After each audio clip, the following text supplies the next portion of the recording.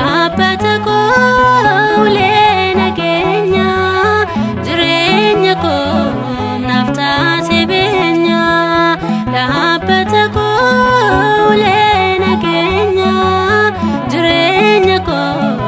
naaf taasise beenya humna koo kaafaan dadhaboo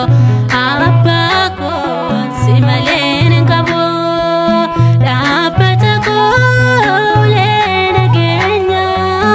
jireenya koo naaf taasise beenya dhaabbata koo ulee nageenya jireenya koo naaf taasise beenya.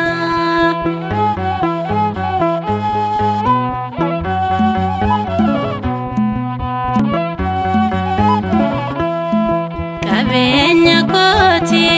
mati gooftaa koo siinutuun qabu hin kuuta abdii koo an seenaan godhee dhaabbannaa cimaa utuu ati jirtu maaf arraafamaa humna koo kaafaan dadhaboo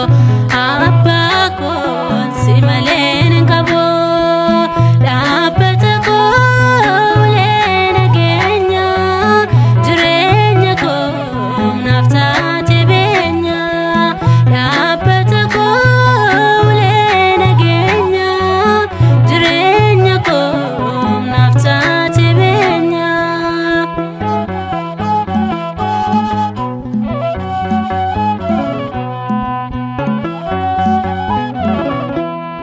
Hundee jireenyaa kattaan sochoonee duwwarraa nafee maqaa kee waamee uleen keen jabuu innan qabadhu siin darbeen beekam yoomuun daagadhu humna koo kaafaan dadhaboo abbaa koo si malee hin qabu dhaabbata koo ulee nageenya jireenya koo naaf taasise beenya dhaabbata koo ulee nageenya jireenya koo naaf taasise beenya.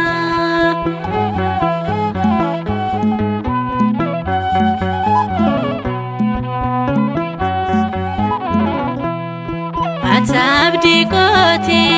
kan nan daaganne hirkoo jabaadhaa kan na duraan jegne bu'aa baay'ittis na wajjin taateetta bara hundattis na dandeessita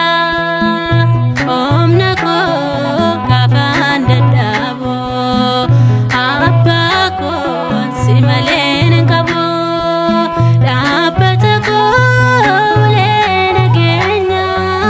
jireenya koo naaf taasise beenya dhaabbata koo ulee nageenya